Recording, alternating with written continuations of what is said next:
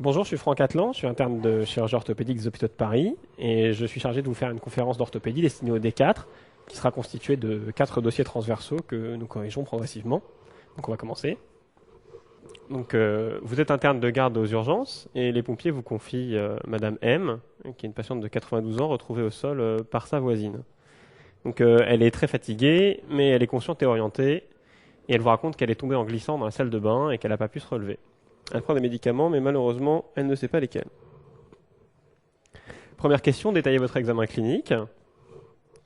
Deuxième question, quels examens complémentaires demandez-vous en première intention, en les justifiant? Troisième question, vous recevez le cliché suivant, donc interprétez-le.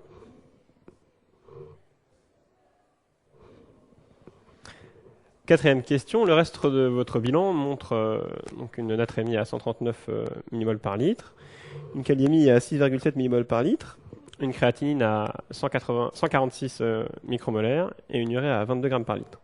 Donc interprétez le bilan biologique.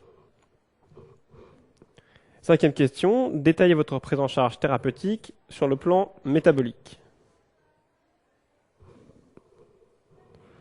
Sixième question, quel traitement proposez-vous sur le plan traumatologique? Justifiez votre réponse de manière physiopathologique.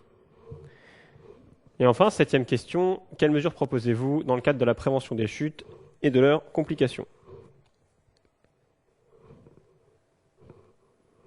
Donc je vous propose de passer à la correction du dossier. Donc première question, détaillez votre examen clinique. Alors évidemment, l'examen clinique commence toujours par l'interrogatoire, c'est une erreur classique, c'est quelque chose qu'on oublie souvent et qui ne pardonne pas malheureusement. L'interrogatoire, c'est indispensable, très utile et surtout ça rapporte des points.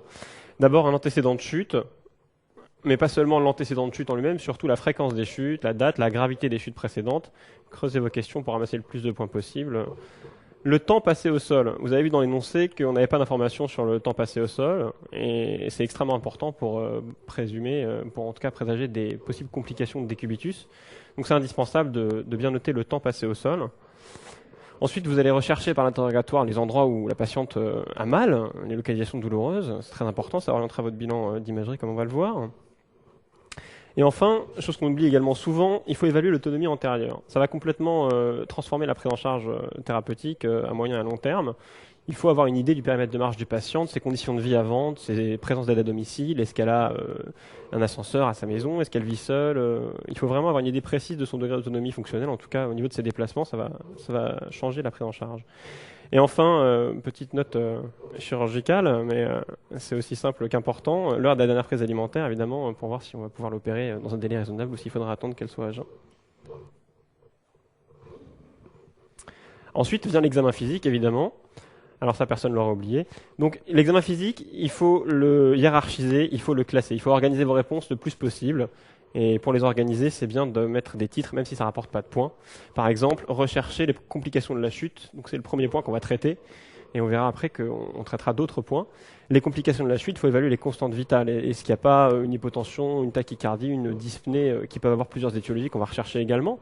Mais il faut évaluer les constantes vitales d'un patient que vous prenez en charge, au moins de manière initiale, pour savoir dans quel état il est à peu près sur le plan des fonctions importantes. Ensuite, donc les constantes vitales. Ensuite, on va rechercher des plaies et des hématomes. On sait qu'elle est tombée, on ne sait pas comment, on ne sait pas quand, on ne sait pas dans quel contexte, avec quelle violence. Et il est très facile de passer à côté d'une plaie, d'un hématome ou en tout cas d'une localisation traumatique. C'est indispensable d'être très rigoureux dans la recherche des plaies et des hématomes. On recherche des points de compression et d'escar. Évidemment, si elle est restée au sol 15 secondes, a priori, ça posera pas de souci. Mais parfois, les patients restant au sol très longtemps peuvent très rapidement développer des escars et des points de compression. Donc il faut être rigoureux dans la recherche de ces complications-là.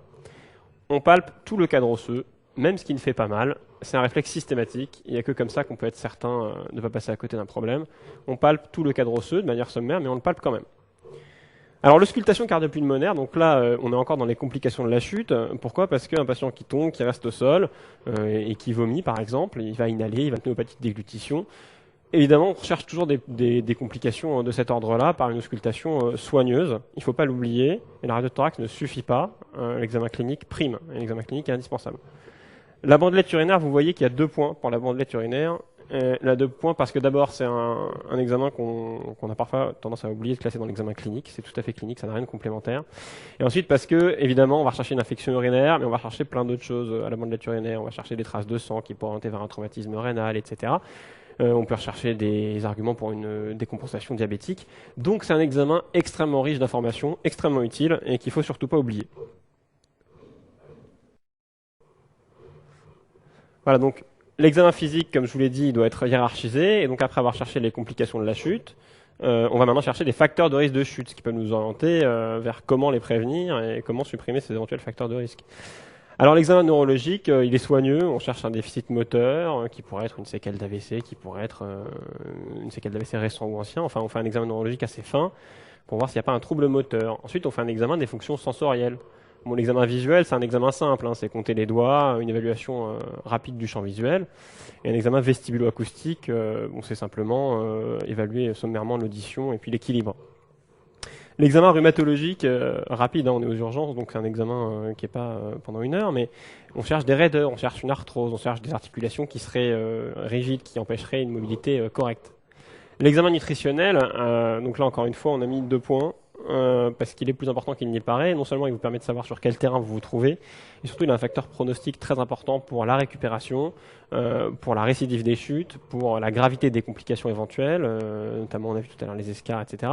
C'est extrêmement important. L'état nutritionnel, vous devez l'évaluer. Il y a des arguments cliniques simples, il y a le pli tricipital. Pour l'hydratation, il y a le pli cutané, la surface des muqueuses, etc.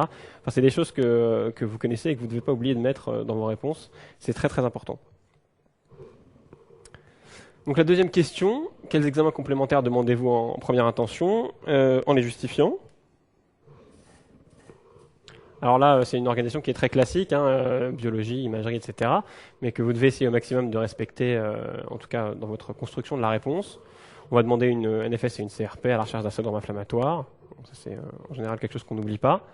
TP, INR et TCA. Donc TP, INR, TCA, donc voilà le syndrome inflammatoire. TP, INR, TCA, c'est important pour chercher un trouble de l'hémostase. C'est important pour 2 raisons. D'abord, on va s'inquiéter d'autant plus de la gravité d'un éventuel traumatisme crânien ou traumatisme quelconque chez un chuteur s'il a un INR au plafond, ce qui va prouver qu'il est sous anticoagulant.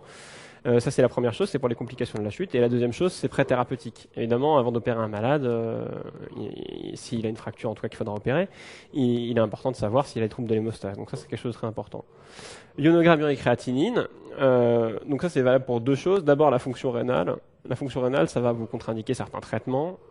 Comme vous avez pu le voir dans les annales de l'internat, plusieurs reprises, il y a eu des erreurs à la question sur les HBPM ou les héparines de BAPO moléculaire pour des patients qui étaient insuffisants rénaux.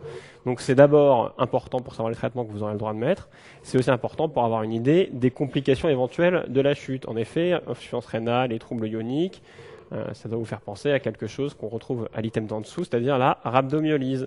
Voilà, c'est des choses qu'il ne faut pas oublier, ça vient très vite et ça peut très facilement perturber l'équilibre instable d'une personne âgée. Évidemment, dans le cadre de la recherche de rhabdomyolyse, donc on fera CPK, LDH, lactate, etc. La glycémie, alors là, vous avez un cas qui est extrêmement proche de la réalité et qui est extrêmement embêtant. C'est un patient qui sait qu'il prend des médicaments, souvent il en prend plein, et il ne sait pas lesquels. Et ça, c'est un vrai cauchemar, parce que vous devez traquer toutes les pathologies sous-jacentes, toutes les tares éventuelles, et donc il faut les rechercher, puisque c'est pas lui qui vous dira, c'est pas lui qui vous dira ce qu'il prend comme médicament, ni pourquoi. Donc il faut absolument les chercher de manière rigoureuse. Voilà.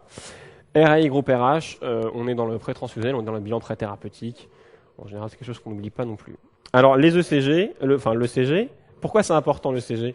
C'est important pour voir qu'est-ce qui a pu faire tomber le malade. Est-ce qu'il a un trouble du rythme? Est-ce qu'il a une ACFA? Donc là, encore une fois, trouble du rythme ACFA, donc il doit prendre des anticoagulants, donc on va se méfier, etc. Donc c'est toute la démarche avant la chute et la démarche pendant la chute que vous allez pouvoir un petit peu éclaircir avec ça. Et ensuite, l'autre chose qu'on va rechercher avec le CG, c'est des complications d'éventuels troubles ioniques. Eh oui. Vous n'êtes pas sans savoir que les troubles ioniques tuent le plus souvent par toxicité cardiaque. Donc c'est très important le CG, hein. C'est vraiment un examen qui va vous donner plein d'informations si vous savez le décrypter sur pourquoi il est tombé, comment il est tombé, qu'est-ce qu'il prend comme médicament et quelles sont les complications à rechercher. Donc c'est très important de ne pas l'oublier. Alors l'imagerie, que ce soit clair, tous les malades qui tombent, sans aucune exception, enfin en tout cas les personnes âgées qui tombent, sans aucune exception, vous leur faites une radio de thorax et une radio du bassin. Alors on va dire oui, le bassin, parfois c'est pas la peine s'il a pas mal, etc. Non, le bassin, indispensable. Je l'ai mis en deuxième parce que c'est pas le plus important sur le plan des fonctions vitales. Mais en tout cas, c'est celui que vous oublierez. Même un malade qui a pas mal peut avoir une fracture du bassin. Tous les internes d'orthopédie du monde ont déjà vu se pointer aux urgences une fracture du col, Gardner 1 ou 2 engrainé sur ses deux pattes. Ça arrive, ça fait peur, surtout quand on passe à côté. Donc, soyez systématiques et vous les louperez pas. La radio de thorax, évidemment, on va rechercher la fameuse pneumopathie d'inhalation et puis des complications de la chute, un hémothorax, un pneumothorax. On ne sait pas encore une fois dans quel contexte elle est tombée. N'abandonnez pas votre recherche anamnestique, c'est très important. Évidemment, si elle a mal partout, enfin en tout cas si elle a mal à d'autres endroits précisément, guidé par votre palpation, guidé par votre interrogatoire, vous ferez des radios ciblées. Il ne faut pas oublier de le dire, c'est important. Troisième question, vous recevez le cliché suivant, interprétez-le. Bon alors là, vous allez voir la réponse, on va la détailler, ensuite je vous ferai un petit rappel sur la classification de Garden. Alors d'abord, par pitié, ne commencez pas par me dire Garden 1 et passez à la question d'après. C'est le meilleur moyen de perdre des points, c'est le meilleur moyen de passer à côté complètement de sa question, et c'est des points qu'en plus vous pouvez trouver très facilement. Je prends l'exemple toujours de ça, la radiographie standard de hanche gauche de face, a priori c'est quelque chose qui est à la portée de tout le monde, hein. Et il serait dommage de passer à côté d'un point aussi facilement donné. Néanmoins, vous êtes obligé de décrire un examen d'imagerie quand il vous est donné, c'est indiscutable. Il faut dire de quoi il s'agit et voilà. Ensuite, décrivez la fracture. Décrivez la fracture, c'est indispensable. C'est indispensable parce que quand vous l'avez vu, la fracture, avant d'arriver dans votre tête au diagnostic de Garden 1, vous avez fait une démarche de réflexion, vous l'avez analysé. Donc dites-le, dites ce que vous avez cherché et dites ce que vous avez trouvé. C'est une fracture cervicale vraie. Cervicale vraie, ça veut dire qu'elle n'est pas juste sous la tête, ce serait une sous-capitale, et elle n'est pas à la base du col, donc ce serait une basie cervicale, de l'extrémité supérieure du fémur gauche. La localisation, c'est très important. C'est vraiment des choses qui, même si ça rapporte peu de points, ça donne une allure à votre copie indiscutable pour le correcteur. Déplacement en coxa valga. Alors ça, c'est vraiment le mot-clé. C'est ce qui rapporte le plus de points, parce que Garden 1, Garden 2, Garden 3, finalement, on a 25% de chance de tomber dessus au hasard, donc c'est pas très significatif de votre niveau. En revanche, coxa valga, ça veut dire que vous avez vraiment compris le cliché, que vous l'avez vraiment regardé. Donc coxa valga, qu'est-ce que ça veut dire? Ça veut dire simplement qu'en fait, au niveau du foyer de fracture, les travées osseuses de la tête partent en valgus. Donc hop et hop. Coxa valga. C'est très important et c'est ça qui fait la définition d'une fracture Garden 1. Alors on va juste reprendre parce que c'est des choses qu'on ne dit jamais trop. Sur la fameuse fracture de l'extrémité supérieure du fémur, c'est très important de bien la comprendre. C'est assez sommairement dessiné une extrémité supérieure de fémur avec ici un grand trochanter, ici un petit trochanter. Ok, donc la fracture pertrochantérienne pour mémoire elle fait comme ça. Voilà. Ça c'est la tête. Et ça c'est le col. Voilà. Une fracture de l'extrémité supérieure du fémur, ça peut être soit une cervicale, soit une pertrochantérienne. On va regarder les pertrochantériennes parce que c'est à elles que se destine la classification de Garden. Alors il y a 4 types de possibilités. D'accord. La première, donc la Garden 1, contrairement à ce qu'on croit, enfin quand on est jeune externe, c'est pas non déplacé. C'est pas vrai. Non déplacé, c'est la Garden 2. Ça c'est une fracture du col. Garden 2. Ok. Ça, ce serait une Garden 2 parce qu'il y a une fracture, qu'elle est au niveau du col et qu'il n'y a pas de déplacement évident des travées osseuses. Okay. La Garden 1 maintenant, c'est un déplacement en coxa valga, comme on l'a vu. Hop. C'est-à-dire avec des travées osseuses qui partent en valgisation. Ça, c'est Garden 1. Ok. La Garden 3, c'est le pendant de la Garden 1, mais en varisation.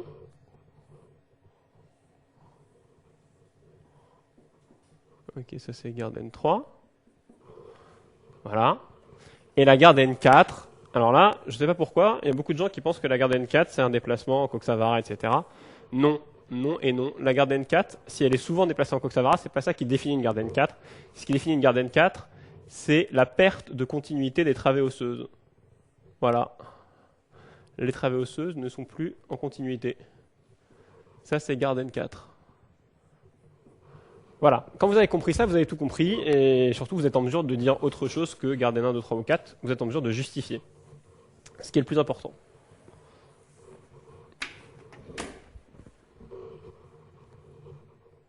Alors, on va voir maintenant la suite de la réponse.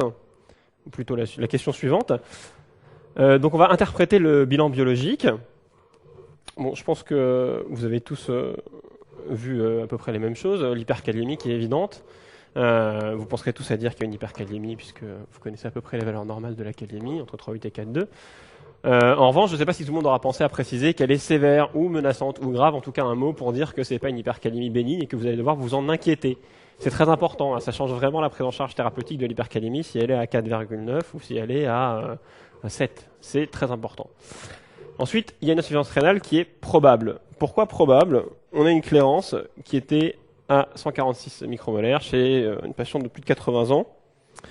Alors, vous pouvez présager, compte tenu de votre connaissance de la clairance de Cockcroft, vous pouvez présager qu'il est en grande insuffisance rénale, mais on ne peut pas l'affirmer. On ne peut pas l'affirmer parce qu'on n'a pas calculé la clairance. Donc on dit insuffisance rénale probable, c'est propre. On dit qu'elle est certainement sévère compte tenu de l'âge et du poids probablement.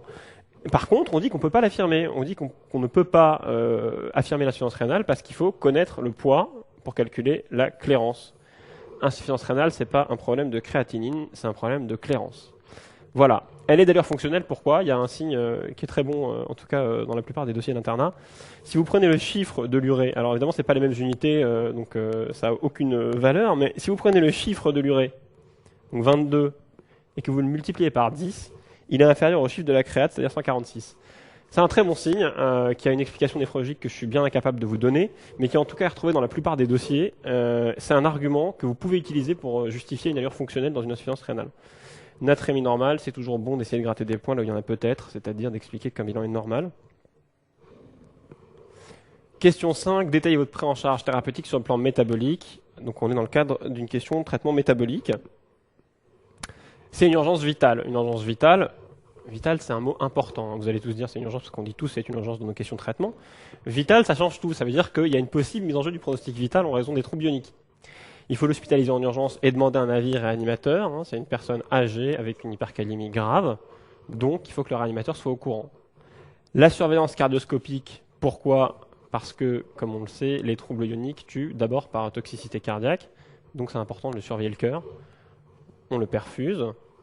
Alors, s'il y a des anomalies à l'électrocardiogramme, ce que vous devez absolument craindre de manière certaine, en tout cas ce que vous devez absolument dire dans votre réponse, on fait ce qu'on appelle une cardioprotection au gluconate de calcium. Le gluconate de calcium, c'est un cardioprotecteur de la toxicité cardiaque des hypercalémies. Et donc c'est très important de mettre un traitement par gluconate de calcium en place rapidement devant une hypercalémie grave, parce que le gluconate de calcium donc protège de ce qui a le plus de chances de tuer vos malades.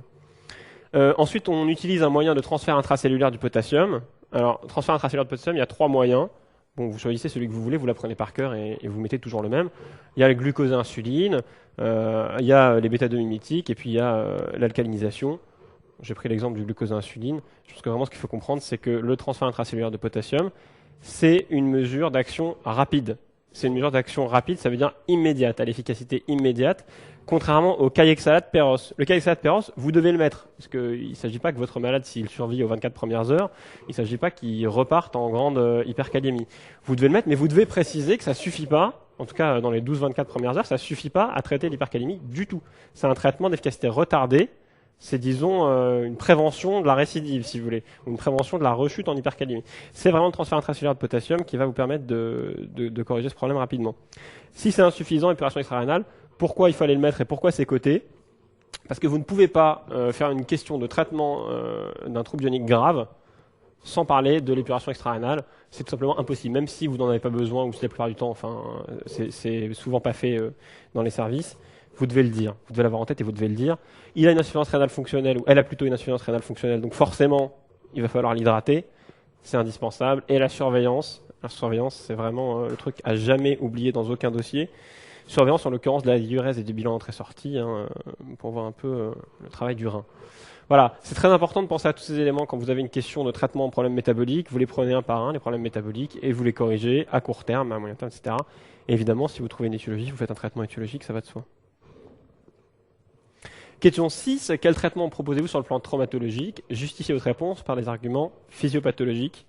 Alors c'est une question véritablement qui ne s'invente pas et à prendre par cœur, tout simplement parce que la physiopathologie est au programme de l'internat, au programme des ENC, et le traitement des fractures de l'extrémité supérieure du fémur aussi. Donc là, Clairement, c'est quelque chose qu'il faut savoir faire. Mais vous allez voir que, comme souvent dans les dossiers d'internat, même si on ne connaît pas la réponse, on peut quand même gagner des points.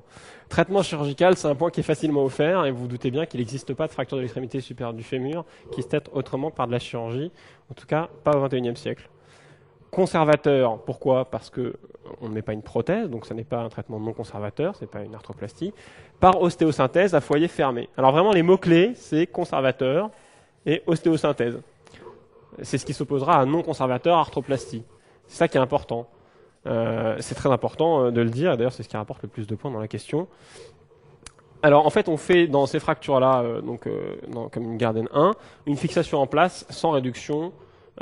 Pourquoi? Parce que en fait si jamais on tente des manœuvres de réduction, on risque de transformer cette fracture Garden 1 en une Garden 4. Bon, c'est pas le plus important de la physiopathologie, c'est disons une petite anecdote qu'il faut savoir, mais qui n'est pas le plus important. Ce qui est vraiment très important, c'est ces trois items-là, c'est-à-dire que la fracture est déplacée en coxa valga, d'accord? Donc ne dites pas car Garden 1. Garden 1, c'est pas pour ça qu'on fait un traitement conservateur, c'est parce que c'est un coxa valga, un déplacement coxa valga, et que donc il y a un faible risque de lésion de l'artère circonflexe postérieure, et que donc il y a un faible risque d'ostéonécrose aseptique de la tête fémorale. Donc c'est ça l'explication physiopathologique qui fait que dans les Garden 1 et les Garden 2, on ne met pas de prothèse. C'est ça l'explication physiopathologique que vous devez retenir. Et c'est parce que dans les coxa vara et dans les pertes de continuité de travée osseuse des Garden 3 et 4, il y a un fort risque de lésion de l'artère circonflexe postérieure qu'on ne peut pas faire d'ostéosynthèse parce que le risque d'ostéonécrose de la tête fémorale est très élevé, sauf chez les patients jeunes où on prend quand même ce risque. On sort un peu du cadre de la réponse, donc on va se recentrer. Donc là, voilà, les deux points importants de cette question en termes de physiopathologie, c'était d'abord coxa valga, donc faible risque de lésion de l'artère circonflexe postérieure et faible risque d'ostéonécrose. Et deuxièmement, les fractures Garden 1 sont fixées en place sans réduction parce qu'en les réduisant, ou en tout cas en tentant de les réduire, on peut les déplacer, les transformer en Garden 4, ce qui modifie le pronostic puisqu'au lieu de faire une ostéosynthèse, on devra mettre une prothèse. Enfin, question 7. Quelles mesures proposez-vous dans le cadre de la prévention des chutes et de leurs complications? C'est une question typiquement gériatrie, prévention des chutes et traitement des chutes. Donc c'est, encore une fois, face à ce genre de questions, indispensable d'être très organisé dans votre réponse, hyper synthétique, pas des items dans tous les sens. On classe nos réponses, on classe nos arguments en fonction de ce qu'on recherche. Donc la suppression des facteurs prédisposants. Il y a deux types de facteurs prédisposants, même trois types. Il y a les facteurs prédisposants extrinsèques. C'est ce qu'on n'oublie pas, c'est-à-dire la mamie qui se prend les pieds dans le tapis, l'appartement qui n'est pas assez éclairé, donc ça en général on y pense bien. Ceux auxquels on ne pense pas et qui sont pourtant les plus graves, c'est les facteurs intrinsèques. Pourquoi? C'est quoi en fait les facteurs intrinsèques? C'est tout ce qui est les troubles neurologiques secondaires à un AVC ou à plein de choses qu'on pourrait essayer de traiter par de la rééducation. Les troubles sensoriels, on pourrait appareiller une personne âgée qui voit mal, on pourrait appareiller une personne âgée qui entend mal. C'est les troubles vestibulo-acoustiques. Donc finalement, tous les problèmes liés aux pathologies présentées par le patient. Et ça, il faut vraiment les prendre en charge. Vraiment, il faut les prendre en charge parce que c'est pas simplement en enlevant le tapis d'une personne qui a fait un AVC et qui est hémiplégique que vous allez éviter qu'elle tombe. Il faut vraiment prendre en charge le malade en plus de son environnement. Iatrogène, on aurait pu le mettre dans extrinsèque, mais je voulais vraiment insister là-dessus. C'est vraiment indispensable quand vous avez un patient chuteur de voir s'il n'y a pas des traitements qui peuvent entraîner ces chutes. Donc là, malheureusement, la patiente, elle ne sait pas ce qu'elle prend, donc c'est souvent le cas. Mais parfois, si vous avez la chance d'avoir un patient qui vient avec son ordonnance ou qui connaît son traitement, cherchez des médicaments psychotropes, cherchez des benzodiazépines, cherchez des modifications récentes de traitement ou l'introduction récente de traitements qui peuvent entraîner des chutes. C'est indispensable et en plus, c'est souvent très payant, c'est très efficace et souvent, on trouve l'introduction récente d'une benzo pour une mamie qui n'arrive pas bien à dormir. En la supprimant, on réduit les chutes et tout le monde est content, donc c'est très bien. Ensuite, il faut penser à la prévention du syndrome post-chute. Qu'est-ce que le syndrome post-chute? Le syndrome post-chute, c'est ce qui fait qu'une personne âgée qui tombe retombera forcément. Et donc, il faut minimiser le risque de rechute. C'est vraiment important. Comment on peut faire? Par la kiné, par une rééducation précoce. Alors, quelqu'un qui tombe, on le lève tout de suite, en tout cas le plus tôt possible, après traitement de ses éventuels problèmes fracturaires. Mais la rééducation, c'est très précoce. La rééducation d'un chuteur, c'est remarcher le plus vite possible, restitution le plus vite possible d'un état fonctionnel équivalent à ce qu'il avait avant, voire meilleur.